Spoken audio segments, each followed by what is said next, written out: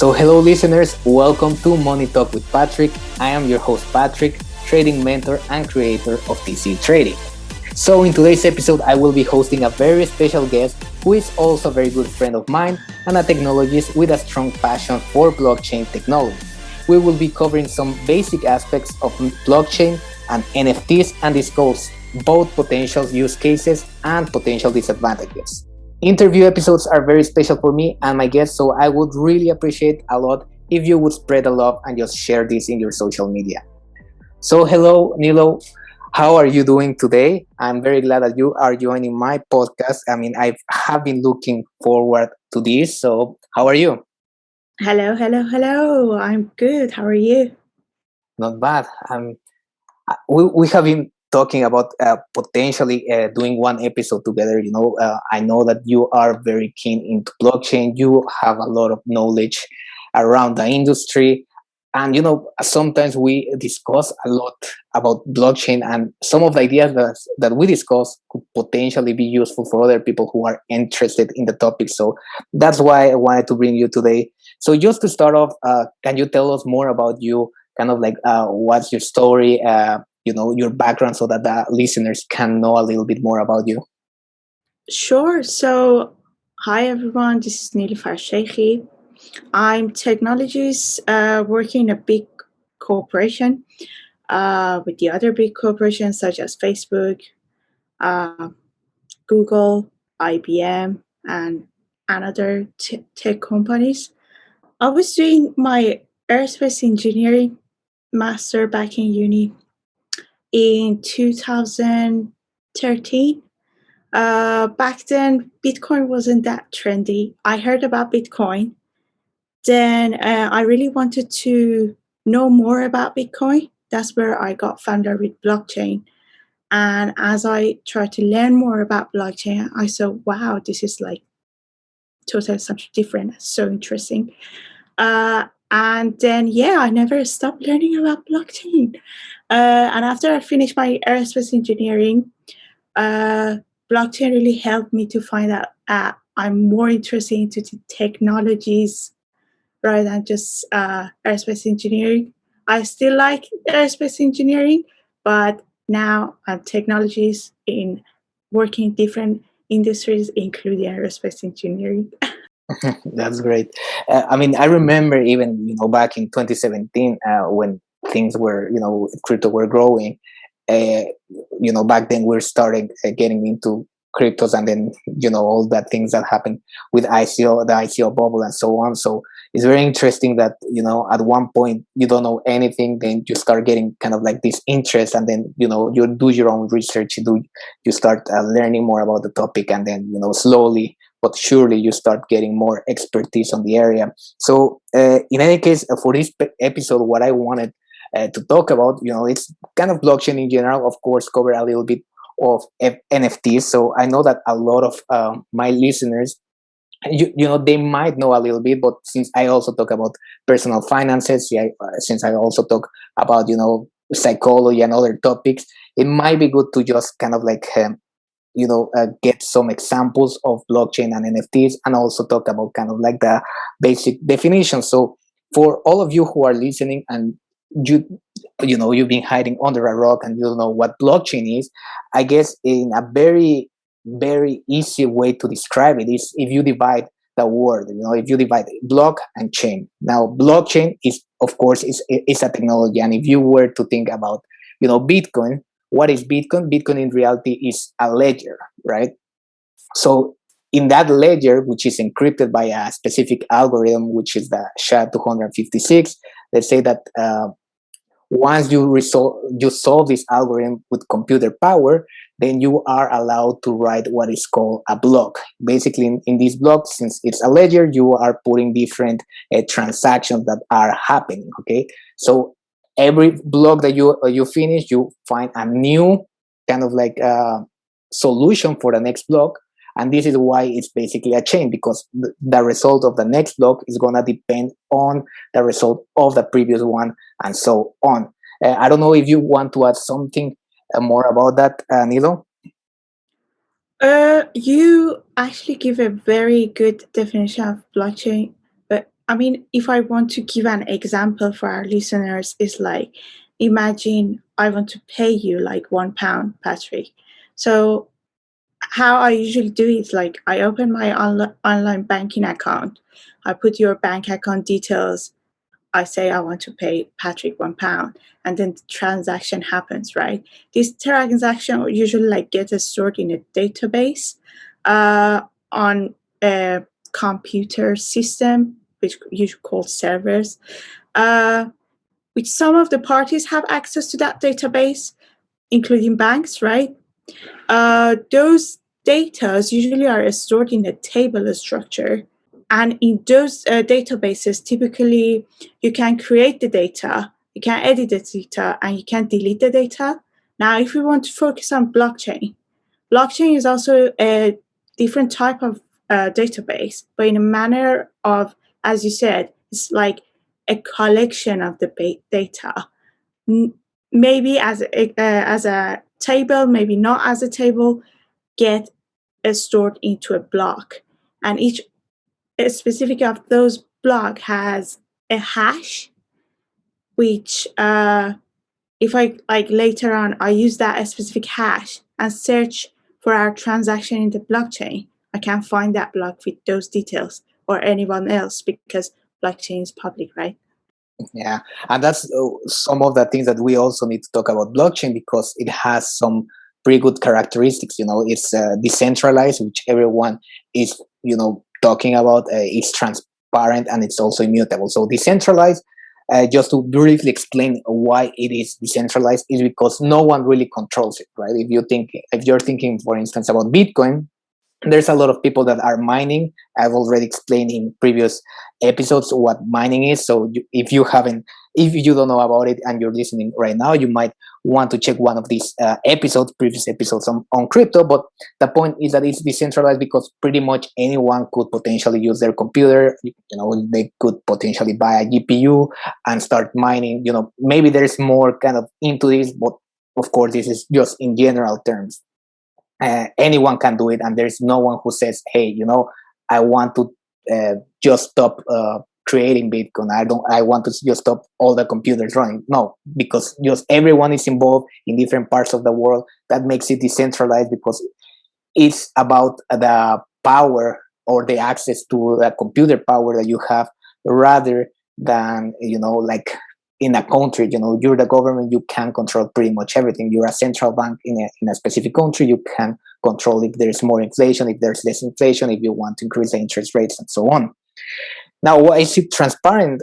It's very important, and as you said, Emilio, it's all about this kind of like hashes, or kind of like labels that each transactions and also the wallets and everything basically has. So once that these computers kind of like solve this algorithm, that tag is going to be sent to everyone. So everyone that's mining Bitcoin is going to receive the same. And this is why it's transparent, because if you want to just look for a transaction, you're going to be able to find it. And it's very interesting, because we're going to talk kind of like, at the end of this episode, a little bit about the disadvantages or potential downfalls, which would be interesting to see how transparency can play both sides, right? It can be something good, but potentially could be also something that we need to, be aware of. And finally, immutable, you cannot change it. And this is also kind of like the fact that once that you create a new block, it's sent to everyone else in the network. And that's why it's pretty much immutable, right? Because if you wanted to really change it, you will have to change everyone's computer at one point in time. But that's not really feasible. That's what's called kind of like a 51% attack. But of course, that's kind of like more specific. So I don't want to, to annoy or to overwhelm the listeners with kind of like the specifics. But if there's something that you really need to understand, is that decentralized, transparent, and immutable. So Nilo, let's head to the next thing that I wanted to talk about, which is NFTs. Everyone, pretty much, I would say, their mothers, their grandmas are talking about NFTs. Have you heard about NFTs? Oh yes, sure. Who hasn't? Yeah, I know, right? Just to again briefly explain, and potentially you're gonna be able to add even more to this, is NFTs are non-fungible tokens. Okay, you know that cryptocurrencies, they can be kind of like tokens if they're derived from a specific chain, but non-fungible. What's fungibility is basically that you can exchange two different assets of similar or equal value, right? For instance, you have the dollar. Why the dollar is fungible? Because $1 is equivalent to exactly $1, right? So you can interchange both, and you're not gonna really lose value. In terms of Bitcoin, it's the same. If you were, if Nilo was sending me, I don't know, 1 Bitcoin, I can always send her back 1 Bitcoin, and the transaction would be equal on both sides. Now, there's of course some assets where you cannot do that. If you are thinking about, buying a house, if you have two separate houses, you cannot say this house is equal to the other. They are going to have different characteristics. They're going to probably be in different places. Probably one is more modernized. It has been maintained and so on. So it's not really that easy to interchange one with the other. And it's very important that, this non-fungibility, it's kind of like in a lot of other things. You can talk about art, you can talk about, music. How you compare one with the other directly, it's not really kind of feasible. Now, I think you have other things to say about NFT. I don't know if you want to give an example, Nilo, for the listeners. When I was trying to learn myself more about NFTs, or when I have like discussion with other people, they usually like give me the Mona Lisa art as an example, which I think it's a common one. So as you said, with the Mona Lisa art, because it's unique art, you can't create another like Mona Lisa, or we don't have another Mona Lisa art to exchange with the Mona Lisa art, right? So, but because NFTs are like all digital, what people usually do if they want to sell a unique art, they make it digital type of the asset of that. They make it as a token, so they tokenize it, and they say, okay, if I own Mona Lisa art, I want to give it to Patrick. This is a unique token for Mona Lisa art, which Patrick gonna own. So the ownership from Nilu goes to Patrick, and all of this gonna get like recorded in the blockchain. That's, I think, where NFT actually helps with tracking the ownership, who owns what, which is not equal to copyright, because I think because right now NFTs and blockchain are not that mature, and still the copyright is not legalized around NFTs and blockchain. Even if Patrick owns the token of Mona Lisa, I still can like create another token of Mona Lisa and put it on NFTs, which leads to the downside of NFTs. Yeah, that's something very interesting that you're saying, because a lot of people seem to be confusing what is called proof of ownership versus proof of copyright, right? So one thing is that, yeah, you can be the ownership of a digital asset or any asset, but another thing is that you are the owner of the copyright. So for instance, if you are a famous artist and you are putting your art online, yeah, people can buy the art and they can have ownership of that art, but you could always create more of that art because you hold the copyright, right? So I think this is one of those things that is going to be very interesting, because why would you buy some NFTs, or why would you buy like a digital image of something if everyone can see it? One, because everything is transparent. Really, the only thing that it proves is the ownership.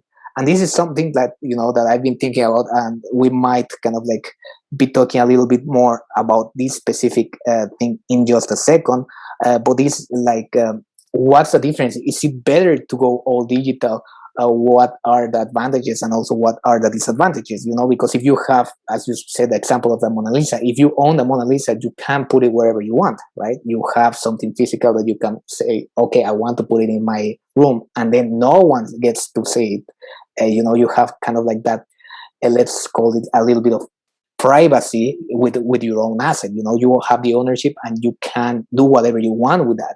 Whether if it's in the blockchain, well, it's gonna stay there, right? So a lot of people can really see what the image is, because everything's transparent, and well, they could potentially just take a screenshot. Of course, it's not gonna be the same I think there's gonna be kind of a, as you said, like a way to implement more, legally how that works out. Well, in a system that if you have the ownership, maybe you have owner, you will own more than just the access to that specific, whichever art or whatever you want.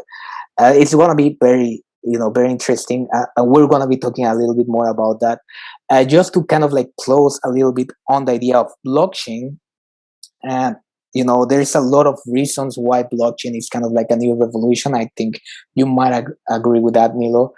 I don't know if you want to, because one of the things that I'm thinking, is pretty much being used for manufacturing processes, as you were commenting before a little bit more about the logistics, the supply chain. Something that I was thinking also, personal identification or data management. You have not necessarily banks, but you have like different entities like hospitals. They have a lot of data that you can actually put into the chain, and you can put it in a database. So I don't know if you have more kind of like examples on that. Oh yes, sure. And I think which people are innovating to use blockchain for, which I found so interesting, is decentralized autonomous businesses or organization. They call it like DAO. So this is if I want to like make it simple and explain it. For example, I want to set up a business, right? I set up a business. I have a system for my business, and I'm like code that system, and I just become the decision maker. So when I code the system of my business, I code it in a smart contract.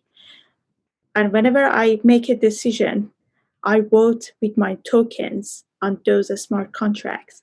So basically, I put the whole system on blockchain. Therefore, the system just needs one person, which is the decision maker, no other staff anymore.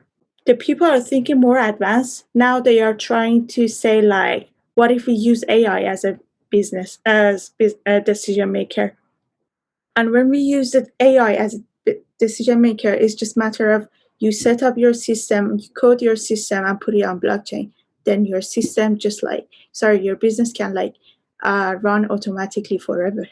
So I am doing more research about that, which I found the use case of the blockchain DAO more fascinating these days. But yeah, as you said, blockchain is revolutionizing Yeah, many industries. of course. And that's one of the, the important things. And the next thing that we're kind of like gonna head at is like, the downsides, of NFTs or even blockchain. Uh, because what you say is true, the technology is just growing exponentially right now. It's crazy when you really think about what computers can do, and how automatic or automized things can really get you. You just talk about AI, for instance, and decision making. It was very funny because I was interviewed by another kind of like a social media project going around in there. And one of the things the host asked me is, okay, you have, for instance, you say that, because of immutability, of transparency, you can basically read with blockchain the middleman, right? Or you can get rid of these kind of like people working for a specific process. Let's call it the banks, right? If me, Patrick, wants to send money to Nilo, well, I can't, if we're in separate parts of the world, I can't do it just on my own, right? I need an intermediary, which is going to be the bank. And potentially you are going to also have a bank. So then we have two intermediaries that are interacting with each other. I send the money to intermediate one, then it goes to intermediate two, and then it goes to you, right? And of course, there's some certain costs if you are talking about SWIFT and international transactions, which is something that a lot of people would benefit if that didn't exist, which is kind of like the base case or the user case for Bitcoin, right? I can send Bitcoin to you, and it's basically instantaneous, and it's almost paying almost zero fees. Now, the interesting thing, if you are thinking about the negative aspects, is that you are taking away kind of like some jobs, right? And that's kind of like what this host was asking, is like, don't you think it's also something negative in there as well? Because yeah, you might be taking getting rid of those intermediaries, and with smart contracts you're also taking away potentially people being writing and notaries, just being there, signing the contracts and so on. But you're also taking or getting rid of some jobs in that process. So I don't know, what do you think kind of about this? Do you think blockchain in a way can just help, or it's in a way, in a small way, threatening as well, like kind of like jobs? Because a lot of people are kind of like hysteric, and they are a little bit crazy when it comes to automation. So I don't know, what do you think about this?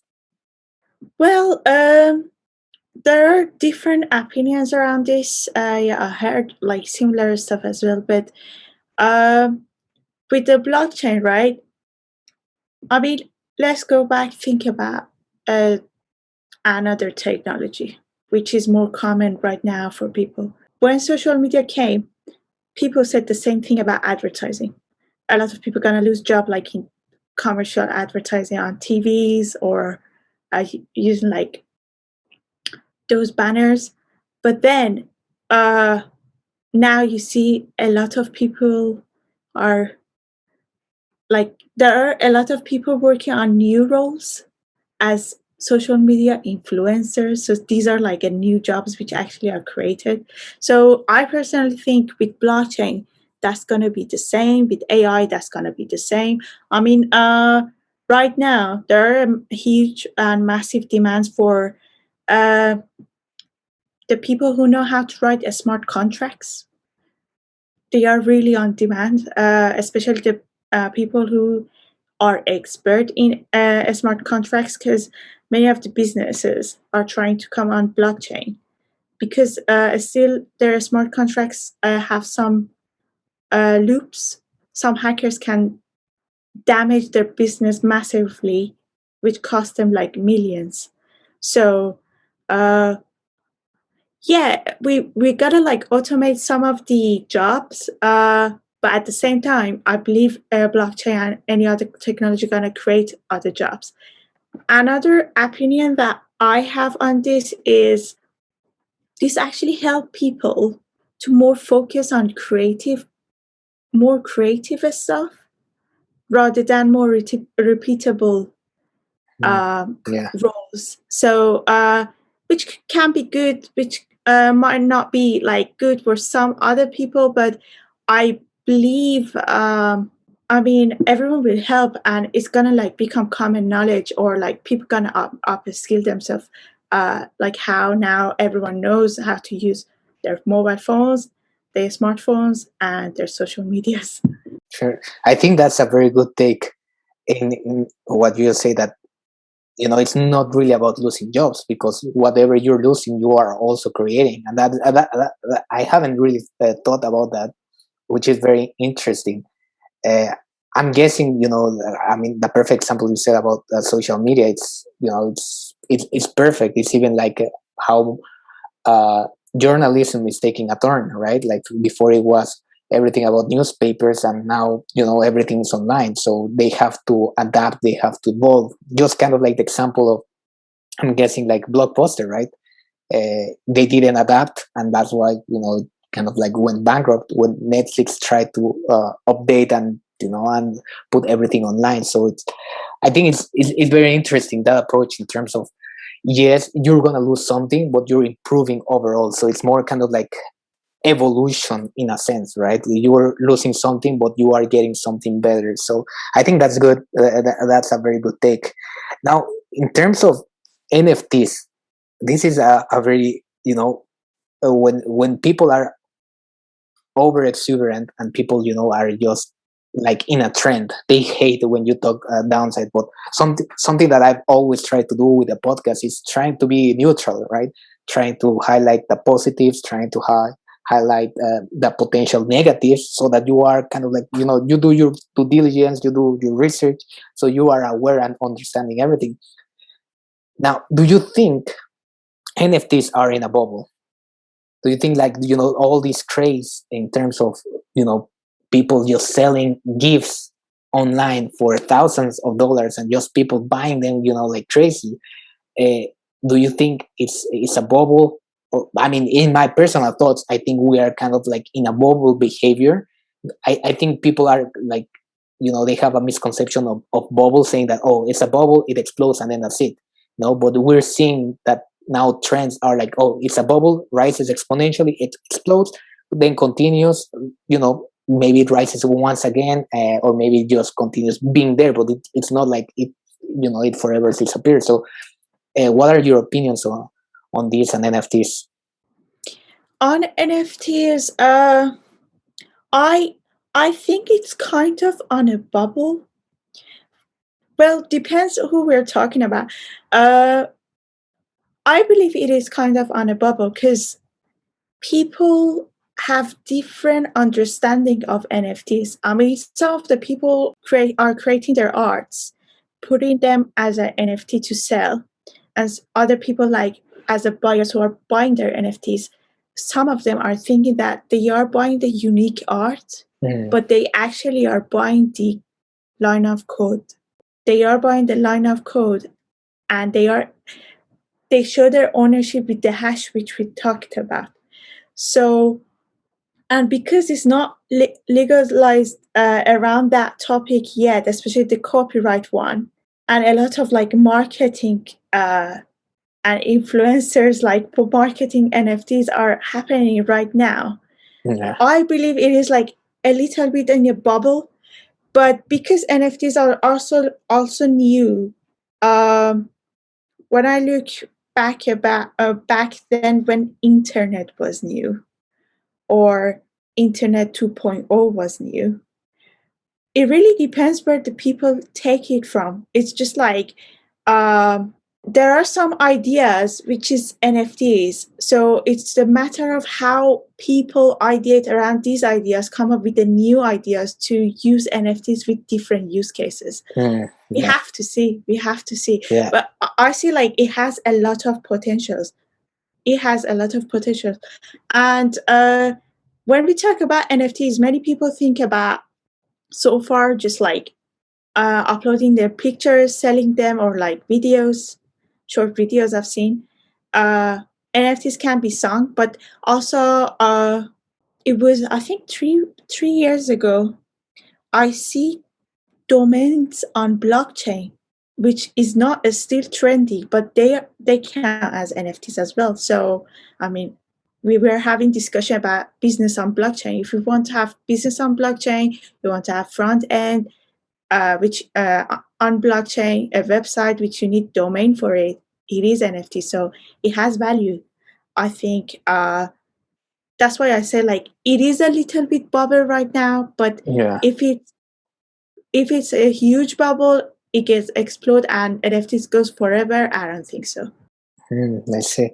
That's very interesting. I think I have a very similar opinion, as you said. Like, it's the fact that that it's kind of like a bubble. It's mainly because of the current use case that people are like, oh, I created this image and I'm selling it, for $1,000, and people are buying it. I think that's crazy. But people have not really understood, or they don't really understand, as you say, the potential use cases. We were talking way before about, for instance, what about personal documents? What about passports? What about your, I don't know, birth certificate? Everything can be tokenized in a way, and you can have the ownership of those documents, right? And it's, if you lose your passport, if you lose your ID, then you're done with. If you need it for a specific thing. But if it's on the blockchain, then you could always have a smart contract just to validate kind of like the validity of that specific token, or ID. And you might not even need to carry one any longer because everything is in your wallet, and if you go, I don't know, to a bank, or if you go to wherever, if you're traveling and they require your passport, maybe in the future it's possible that you will kind of like giving the info on your wallet, and they can just quickly verify this. Okay, that's it. You don't need to carry this paper around. with you, right? So I think that's mainly where NFTs should kind of like go, because right now it feels a lot of it feels misplaced in my opinion, as you said. Like, yeah, people are getting more and more excited for images, but in the end, like, when it comes to images, that's the first thing that I was saying is like, why would you rather have something digital than having something physical in that sense, right? If you are buying art in general, with that specific frame or paint or whatever you buy, you can place it wherever you want. You can, if you don't want people to see it, if you want to have a private collection, you can have it. But again, going back into NFTs and how everything's transparent because it's on blockchain, everyone has access to see that image. It's basically kind of like bragging rights, right? Saying, Yeah. hey, you know what? I own this thing.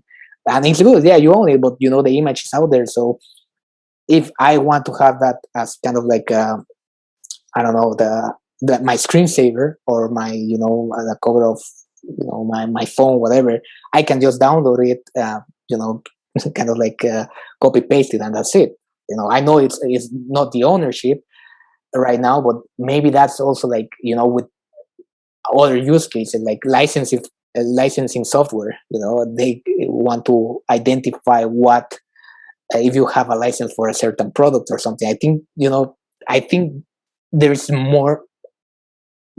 there's way more into NFTs that currently is being exploited, and that's why it's in a bubble state behavior, because everyone's just buying images like millions and so on, and they're just crazy, and they're like, oh yeah, even in Clubhouse, there's always a room saying, oh, NFTs, we're promoting NFTs of these different people, and even like, models, and all people around the world are just uploading images and are saying, yeah, this is like 1,000 and so, which is kind of crazy. But in any case, Nilo, I think we're pretty much almost on the time. So thank you very much for joining the podcast. I think it was a very good conversation. You mentioned a lot of very, very good points, not only on blockchain, but also on NFTs. So hopefully you will join in the future. Once again, I would be very glad to have you, to discuss more about cryptos, because I know that a lot of my followers are interested in crypto and, in other topics. So before we finish, can you let the audience know a little bit more about, if they have questions, if they want to reach you, where can they find you? Sure. Thank you. First, I want to thank you for having me today. Also, I want to thank our listeners to listen to our conversation. I really appreciate for their time. I'm quite active on my personal Instagram. If anyone wants to get in touch, sure. My Instagram is bloodjursgone. Uh, I know it sounds like strange, but I'm gonna spell it just in case Yeah, anyone sure. find me. It's BLUGERSGONE. So yeah. Or other than that, I'm not that active on any other social media right now. But yeah, if anyone gets in touch, we can discuss blockchain and any ideas together. I would be more than happy. Sure, that's great. Well, you've heard it here. In any case, traders and listeners, I hope that you enjoy this episode of Money Talk with Patrick. Understanding new technologies and trends is essential to be at the top of new exciting opportunities in industry and investments. Remember to always do your due diligence when learning something new. So, once again, before I go, if you enjoyed this episode and you would like me to have more guests, in the podcast, please share this episode on your social media. It really just takes a tap on your phone and helps me a lot, and also our guests. So thank you very much for listening, and I will see you in the next episode. Take care.